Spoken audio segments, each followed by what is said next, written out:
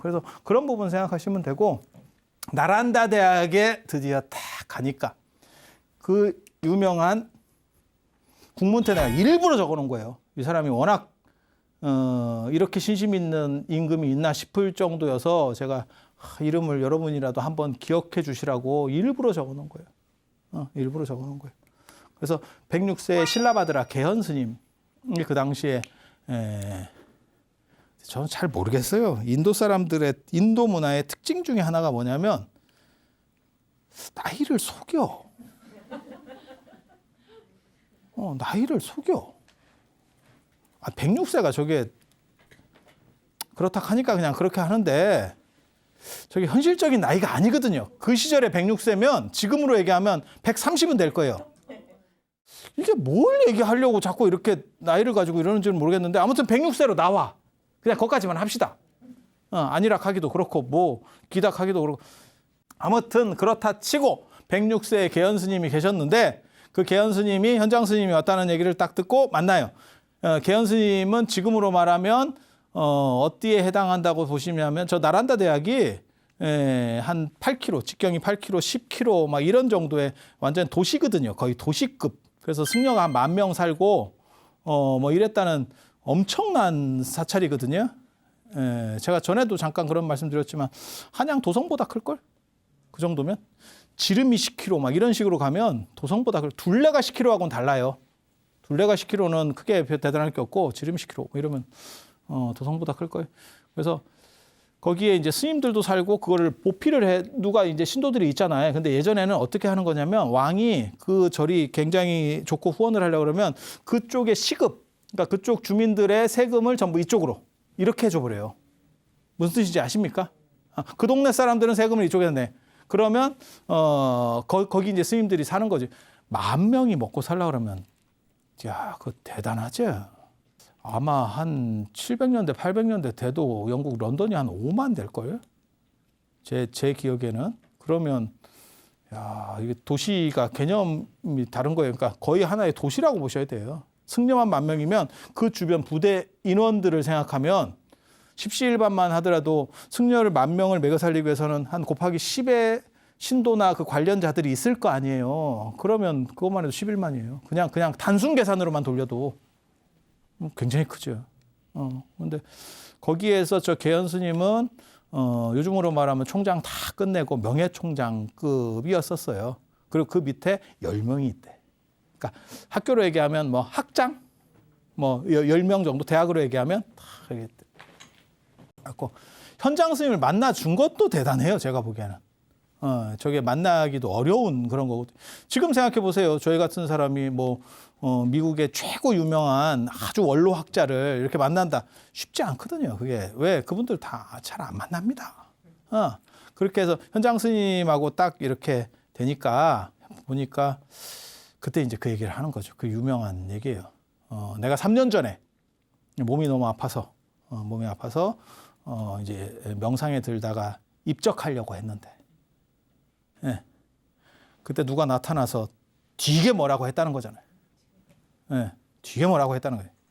빈몽사몽간에, 그러니까 이 명상 상태에 딱 있는데 누가 나타났대요. 문수보살이에요. 그렇게 나옵니다. 문수보살이 나와서 너 죽지 마. 너 죽지 마. 네 제자가 지금 중국에서 출발했다.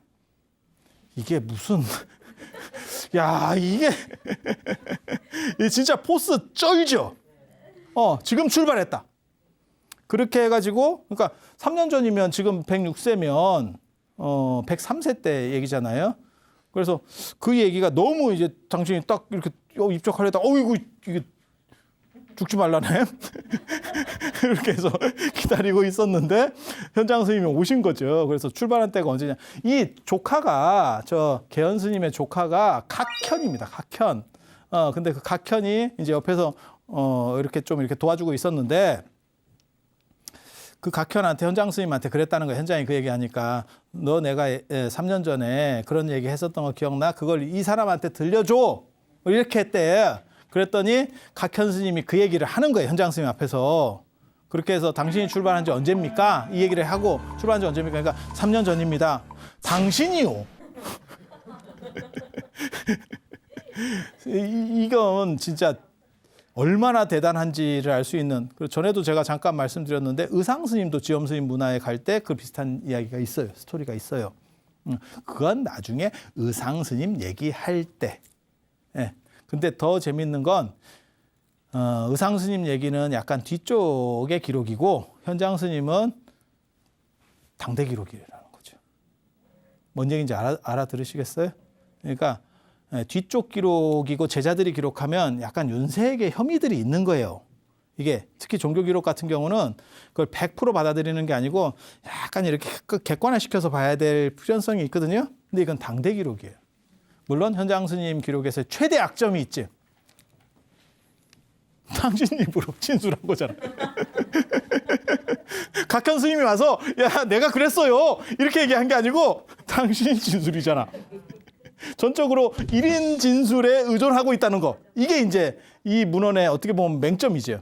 근데 저걸 극복하는 게 뭐냐면 당시의 시대 상황이나 이런 것들을 다 유물이나 이런 얘기들을 하거든요. 그게 정확하게 거의 정확하게 다 일치합니다. 지금 우리가 알고 있는. 근데 저는 개인적인 거는 잘 모르겠어요. 저건 어디까지 판단해야 될지는 잘 모르겠어요. 그러니까 그래서 이어른이 신화적으로 당대에 살았을 때 신화 신격화되는 거의 유일한 중국 불교의 인물이 현장 스님이에요. 그렇게 해서 또 마침 그 10명 중에 한 명이 자리가 비었대요. 그래서 그게 현장 스님이 들어갑니다. 아유 오자마자 이거 뭐. 근데 당신이 3년 동안 오면서 중간중간에 이거 많이 배워가지고 이미 어느 정도 이상 됩니다.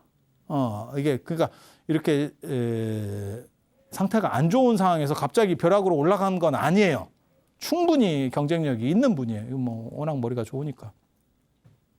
저런 상황에서 10명으로 딱 뽑히는데 그 10명만 공대인미라고 이게 약간 일반 쌀보다 훨씬 커요. 그러니까 저도 그런 쌀 굉장히 궁금해요. 아주 소수의 사람들만 그러니까 임금하고 최고 고승들만 먹는데 그 쌀은. 기록이 어떻게 나오냐면 약간 한 콩 정도만 한가 봐요. 그러니까 일반 쌀보다 훨씬 진짜 콩만 한 건 아니고 아마 한 팥 정도 되는가요? 그래서 일반 쌀보다 훨씬 인도 쌀이 원래 애가 약간 깁니다. 늘씬늘씬합니다. 빨대 잘라놓은 것 같이 생겼지? 애가 생긴 거 뭐가 우리나라 쌀들은 애가 약간 통통하게 이렇게 생겼고 아니 그렇잖아요. 예전에 안남미 이런 거 드셔보셨잖아요. 그래서 인도 쌀 가보면 이렇게 해갖고 길쭉길쭉한데 그거보다 더 큰가 봐. 그리고 거기에 향이 난대. 향을 뿌리는 게 아니고 천연적으로 향 나는 쌀 먹고 싶지 않을 것 같은데 나는. 쌀에서 향 나면 조금 웃길 것 같은데. 제가 예전에 향 나는 밥을 먹어봤잖아. 향 나는 밥을 먹어봤잖아. 군대에서 그 배식판 이렇게 씻는데 귀찮아가지고 세숫빈으로 설거지하고 먹으니까 향이 나더라 밥에서. 그래서 왜 빨래비누를 쓰는지 내가 알았거든. 우리 때만 해도 퐁퐁을 잘 안 줘서 빨래비누로 거품을 내서 씻었는데 이게 내 얘기 아니네. 이거 옛날 얘긴데. 잘못 말했네. 그렇게 해서 씻는데 그게 빨래비누도 없고 이러고 그냥 세숫비누에다가 내가 향나는 밥 나도 먹고 우리 같이 있는 사람들 밥 주고 두드려 맞을 뻔했.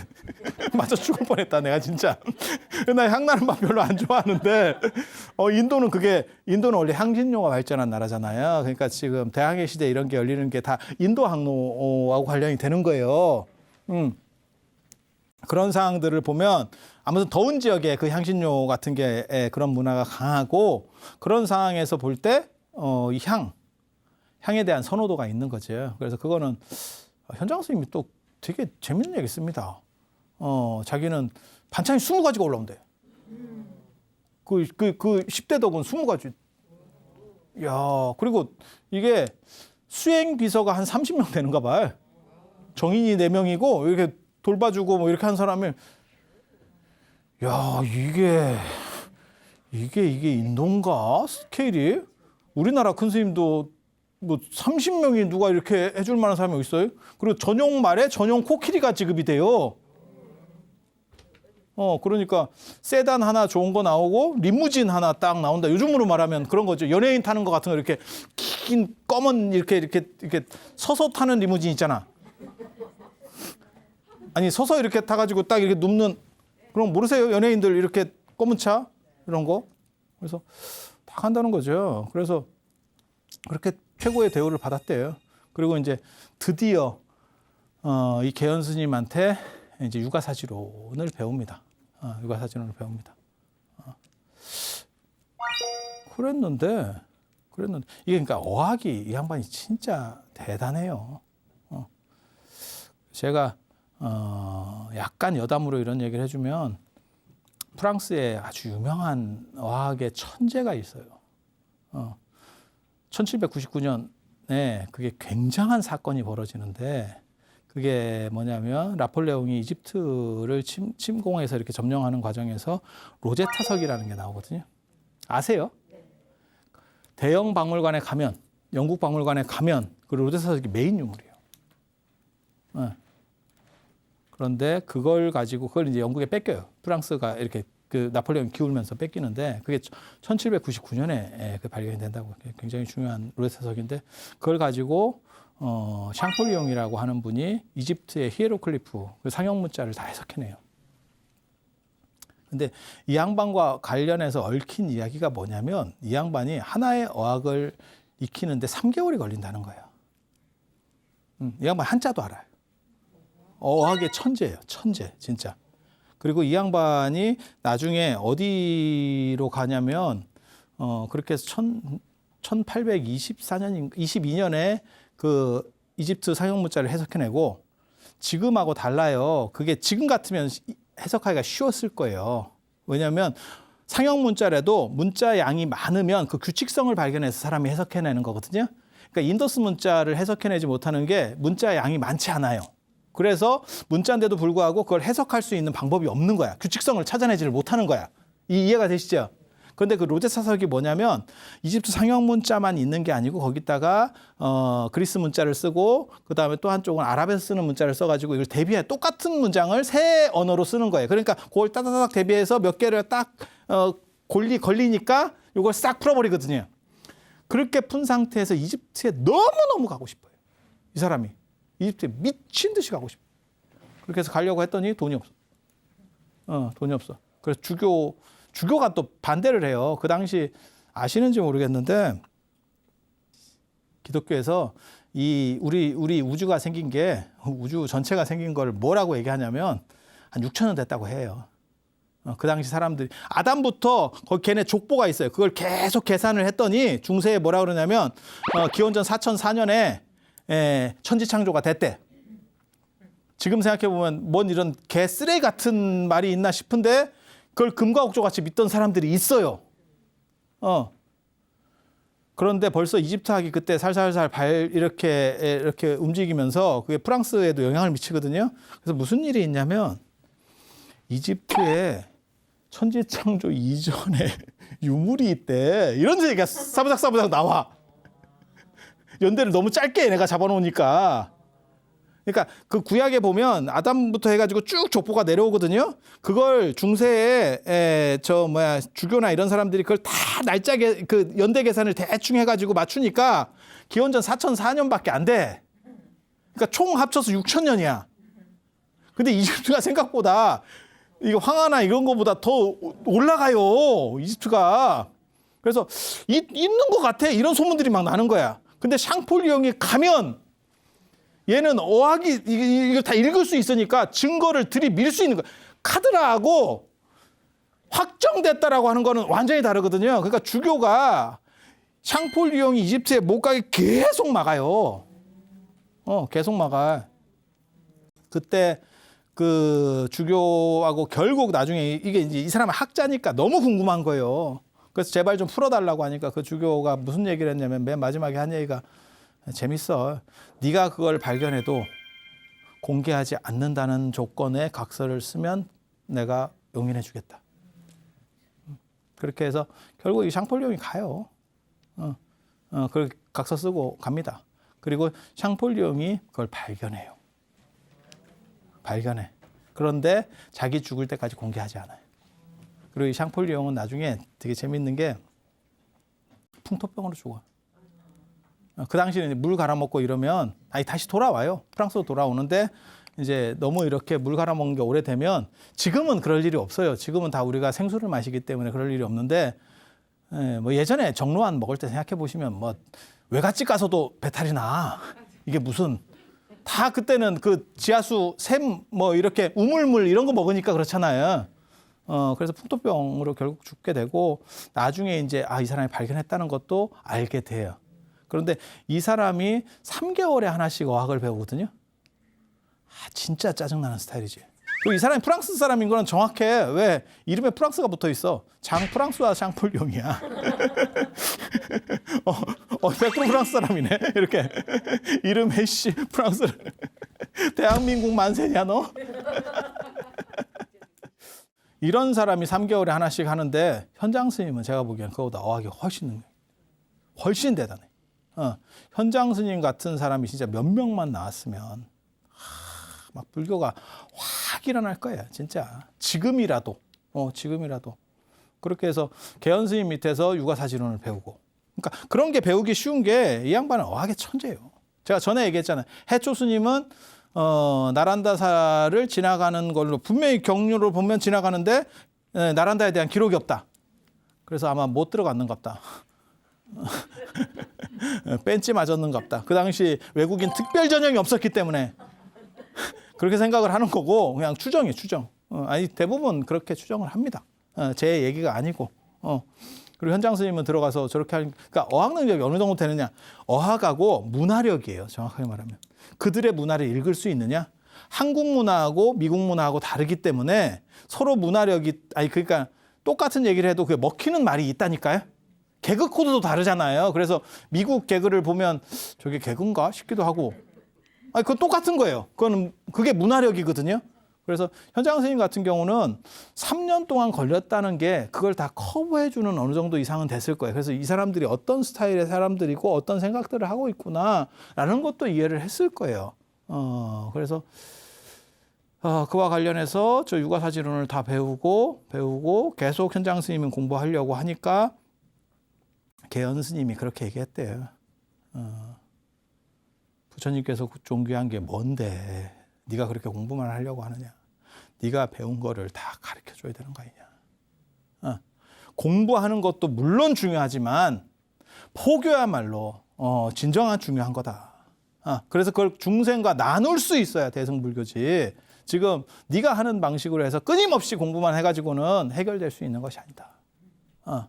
가서 너네 나라를 교화해라. 뭐 그랬대. 너무 옛날 분들 뭔가가 있어. 이게 참 멋있어.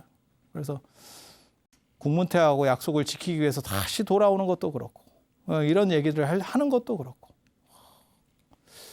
여기서 끝나느냐? 현장 스님 얘기는 여기서 끝나지는 않아요. 또 갈 겁니다. 또 갈 겁니다. 그런데 오늘은 그만 가고, 오늘은 쉬고, 오늘은 많이 왔으니까 우리가 인도까지 왔잖아요. 중앙아시아를 얼마나 멀어. 그 정도 왔으면 잠깐 쉬고 이제 또 다음 시간에 이어서 쉐리 갈 수 있도록 그렇게 해보겠습니다. 자, 들어주셔서 감사합니다.